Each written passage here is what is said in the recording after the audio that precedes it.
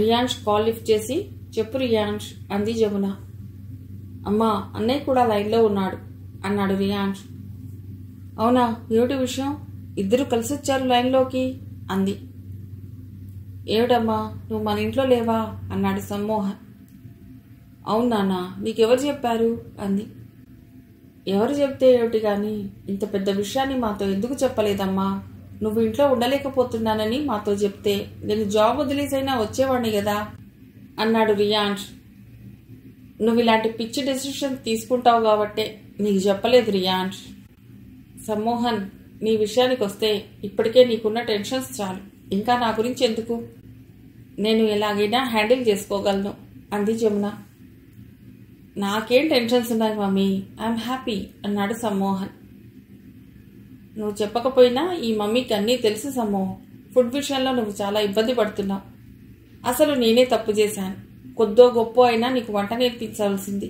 రియాన్ష్ చూడు, వాడికి కావలసినవన్నీ చక్కగా వండుకుని తినగలడు అంది. అమ్మా, ఇప్పుడు విషయం మా తిండి గురించి, మా బాధల గురించి కాదు. నువ్వు ఇబ్బంది పడుతున్నావు. ఆ విషయాన్ని నువ్వు మాతో కాకపోతే ఇంకెవరితో పంచుకుంటావు? అసలు నువ్వు ఇలా వెళ్ళిన విషయం డాడీకి తెలుసా అన్నాడు రియాన్ష్. అదేంట్రా రియాన్ష్, నాన్నకు తెలియకుండా ఎలా పెడతాను? నాన్న నేను కలిసే ఆంటీ వాళ్ళ ఇల్లు అయితే నాకు కంఫర్టబుల్గా ఉంటుందని ఇక్కడికి షిఫ్ట్ అయ్యాను. అయినా మీకు తెలియదా, నేను ఎవరి మీద ఆధారపడాలని అనుకోను. ఇండివిజువల్గా ఉండాలనుకుంటాను. నా పిల్లలు కూడా అలాగే ఉండాలనుకుంటాను అంది. ఆధారపడితే బాధే మిగులుతుందన్న విషయం నోటిదాకా వచ్చినా పైకి చెప్పలేకపోయింది. సమ్మోహన్కి రియాన్ష్కి ఏం మాట్లాడాలో, అమ్మకి ఎలా నచ్చజెప్పాలో అర్థం కాలేదు. ఆ ముగ్గురి మధ్యన ఒక్క క్షణం నిశ్శబ్దం. మీరు నా గురించి ఏమీ ఆలోచించకండి నాన్న. నేను చాలా హ్యాపీగా కంఫర్టబుల్గా ఉన్నాను. కంఫర్ట్ విషయంలో నేను ఎప్పుడూ కాంప్రమైజ్ కాను. మీరు హ్యాపీగా ఉండండి, ఎవరి పనులు వాళ్ళు చేసుకోండి అంది.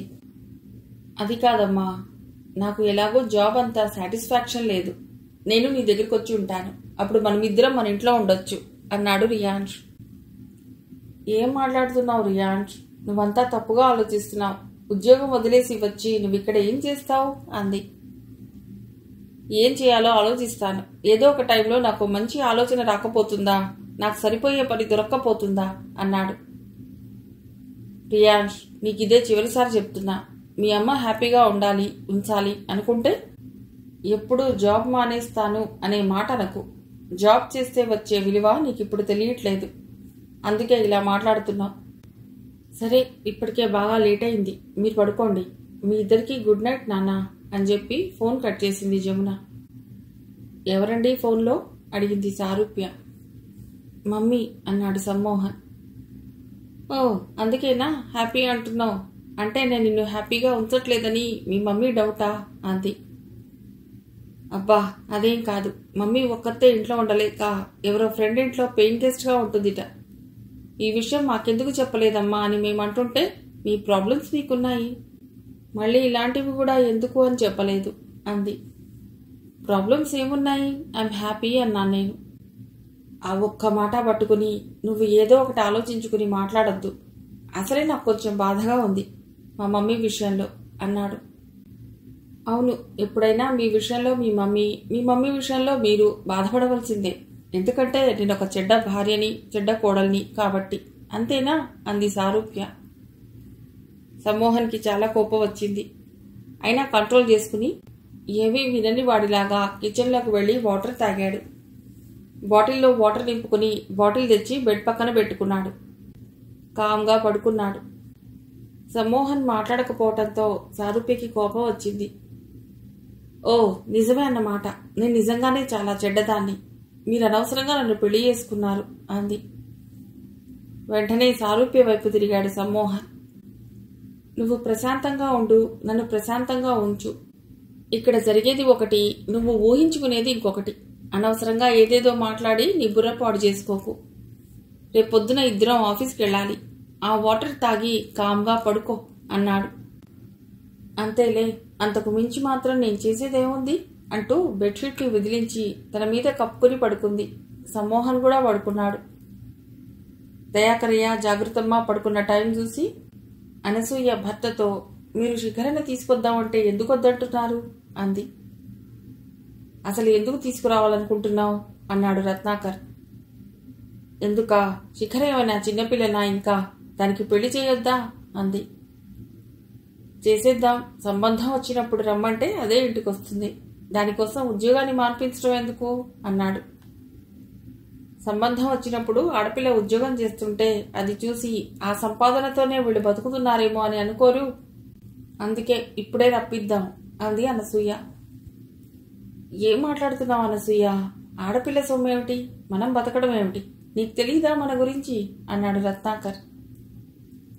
అలా అని మీరు నేను అనుకోవటం కాదు, లోకం అలాగే మాట్లాడుతుంది. అందుకే చెప్తున్నాను. ఉద్యోగం మాన్పించి సంబంధాలు చూద్దాం అంది. రత్నాకర్ ఇంకేం పెద్దగా మాట్లాడకుండా సరే అన్నాడు. కొద్ది రోజులు గడిచాక హైదరాబాద్ వెళ్ళాడు రత్నాకర్. అనసూయ ఏమంటుందో శిఖరతో చెప్పాడు. ఎందుకు నాన్న అమ్మ ఇలా ఆలోచిస్తోంది? ఈ మధ్యనే కదా అక్క పెళ్ళయింది. మళ్ళీ ఇంతలోనే నా పెళ్ళంటే ఎంత ఖర్చు అంది శిఖర. మీ అమ్మ నీలాగే ఆలోచిస్తే నేను ఇంత దూరం వచ్చేవాణ్ణే కాదు అన్నాడు ఆలోచనగా.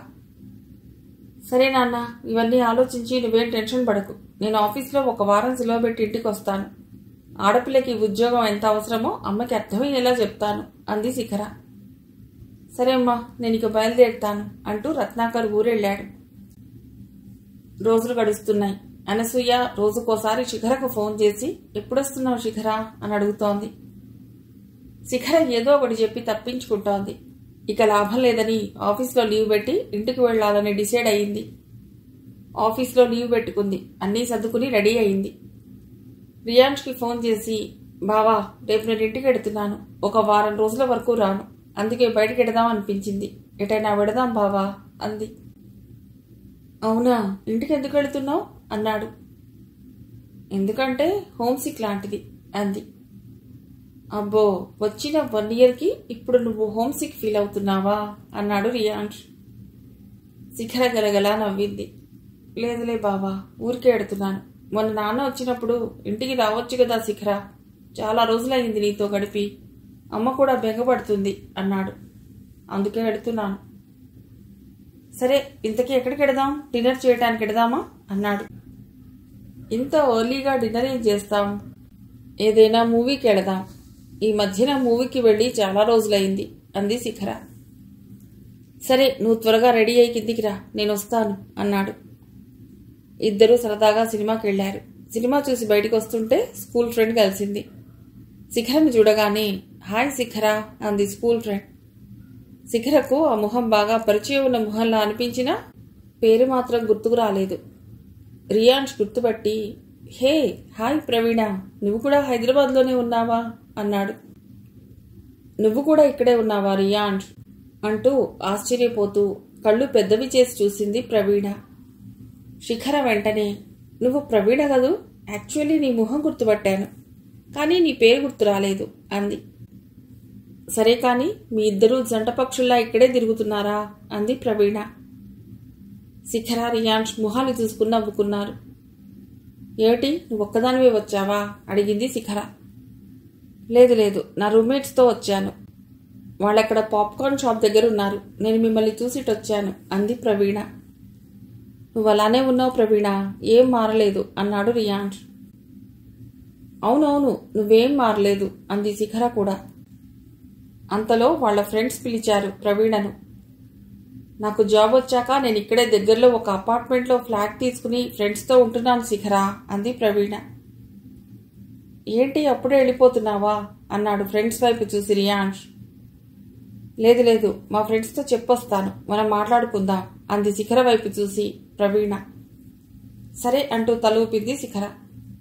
ప్రవీణ వెళ్ళగానే రియాన్ష్ భుజం మీద గట్టిగా ఓ తట్టు తట్టి, పర్వాలేదు బావా, నీకు దాని పేరు కూడా బాగా గుర్తుందే అంది శిఖర. అలా ఎలా మర్చిపోతాం ఫ్రెండ్స్ని అంత తొందరగా శిఖర అన్నాడు రియాన్ష్. అంతలో మా ఫ్రెండ్స్ని పంపించేశాను అంటూ వచ్చింది ప్రవీణ. సరే, బయట ఎక్కడైనా డిన్నర్ చేస్తూ మాట్లాడుకుందాం పదండి అన్నాడు రియాన్ష్. ఇక్కడ దగ్గరలో ఓ చిన్న హోటల్ ఉంది, అక్కడ టిఫిన్స్ బాగుంటాయి, అక్కడ తిందామా అంది ప్రవీణ. రియాన్ష్ శిఖర వైపు చూసి, నీకు డిన్నర్కి టిఫిన్ ఓకేనా అన్నాడు. నాకేదైనా పర్వాలేదు బావా, ఆకలి కూడా పెద్దగా లేదు అంది శిఖర. నేను కూడా పాప్కార్న్, కూల్ డ్రింక్స్ ఏదో ఒకటి తింటూనే ఉన్నాను, అందుకే టిఫిన్ అయితే బెటర్ అనిపించింది అంది ప్రవీణ. ఓకే దెన్ లెట్స్ మూవ్ అంటూ నడిచాడు రియాన్స్. కొద్ది దూరం నడుచుకుంటూ వెళ్ళగానే హోటల్ వచ్చింది. ఇదే హోటల్ అంటూ హోటల్ లోపలికి తీసుకువెళ్ళింది ప్రవీణ. ఆర్డర్ చేశాక, స్కూల్ ఫ్రెండ్స్ నీకు ఇంకెవరైనా టచ్లో ఉన్నారా ప్రవీణ అని అడిగాడు రియాన్స్. ఒకరిద్దరున్నారు నా ఫ్రెండ్స్ అంటూ వాళ్ళ పేర్లు చెప్పింది ప్రవీణ. ఓ మీరంతా ఒకే బెంచ్ మేట్స్ కదూ అన్నాడు రియాన్స్. అందుకే వాళ్ళు నాకు టచ్లో ఉన్నారు అంటూ నవ్వింది ప్రవీణ. రియాన్స్ అందరి గురించి అడిగి తెలుసుకున్నాడు. ముఖ్యంగా ప్రవీణ గురించి చాలా ఇంట్రెస్ట్గా అడగటం శిఖర చూస్తూనే ఉంది. ఆ కొద్దిసేపట్లోనే రియాన్స్, ప్రవీణ బాగా క్లోజ్ అయ్యారు. శిఖరకు కూడా అలా అన్ని విషయాలు ఫ్రెండ్స్ గురించి అడిగి తెలుసుకోవటం హ్యాపీగానే అనిపించింది. ఫ్రెండ్స్లో ఇంకా ఎవరెవరికి పెళ్లిళ్ళు అయ్యాయో, ఎవరెవరు లైఫ్లో సెటిల్ అయ్యారో మాట్లాడుకుంటున్నారు. తినటం అయ్యాక నీ నెంబర్ చెప్పు ప్రవీణ, కాల్ చేస్తాను అన్నాడు రియాన్స్. ప్రవీణ నెంబర్ చెప్పింది. ఓకే అంటూ ప్రవీణ నెంబర్ సేవ్ చేసుకున్నాడు. శిఖర నెంబర్ నీకు మెసేజ్ పెడతాను ప్రవీణ అంటూ శిఖర నెంబర్ ప్రవీణ మొబైల్కి అప్పుడే మెసేజ్ చేశాడు. శిఖర వాచ్ వైపు చూసుకుని, it's already too late, hotel వాడు అటు ఇటు తిరుగుతూ మనల్నే చూస్తున్నాడు, వెడదాం పదండి అంది. అవును చాలా లేట్ అయింది, రేపు ఆఫీస్ కూడా ఉంది, ఇక బయలుదేరితేనే బెటర్ అనుకుంటూ ముగ్గురు లేచి హోటల్లోంచి బయటకు వచ్చారు. నేనుండే ఫ్లాట్ ఇక్కడికి చాలా దగ్గర, రండి వెడదాం అంది ప్రవీణ.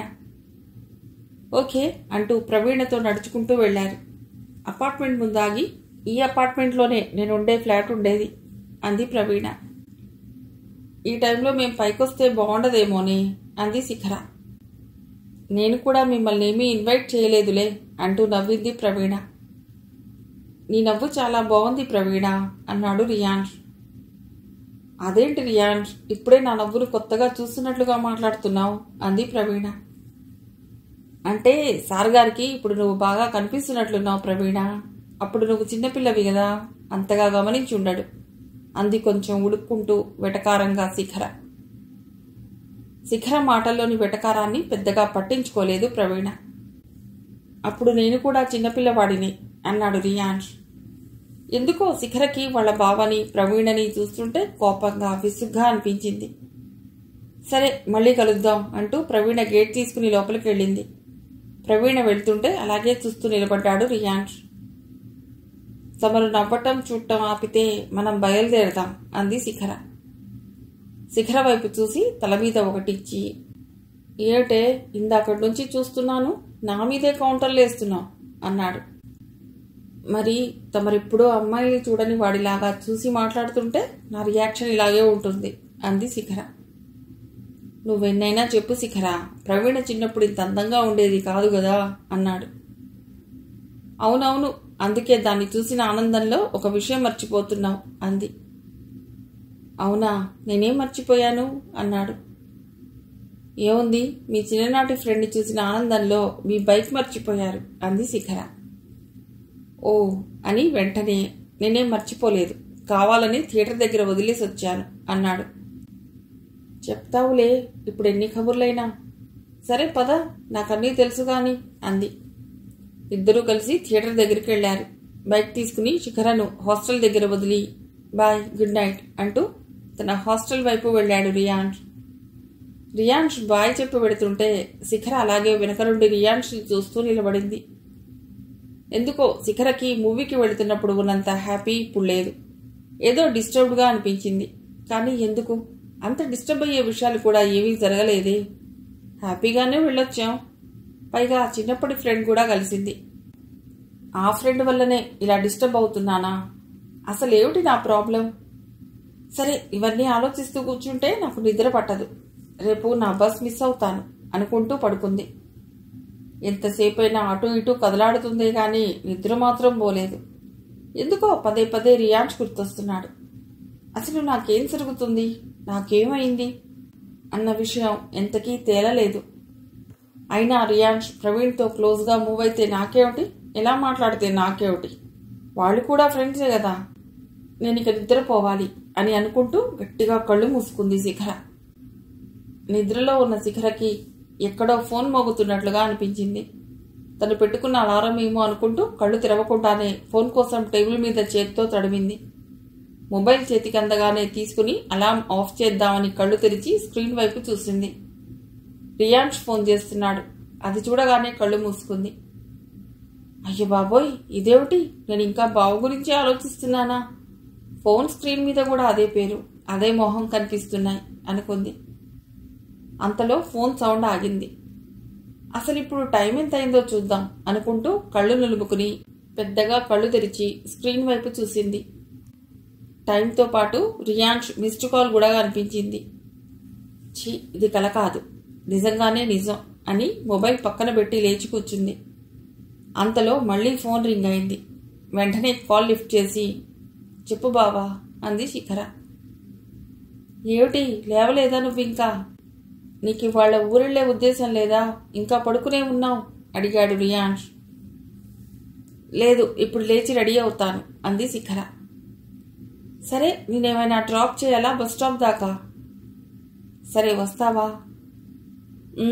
రమ్మంటే వస్తా, చెప్పు. సరే రా అయితే. ఓకే. వద్దులే బావా. అదేమిటి రమ్మని వద్దంటా? నీకు ఆఫీస్కి లేట్ అవుతుంది కదా, అందుకే నీకు పొద్దునే కాల్ చేశాను. ఎర్లీగా రెడీ అయి నిన్ను డ్రాప్ చేసి ఆ తర్వాత ఆఫీస్కి వెడతాను.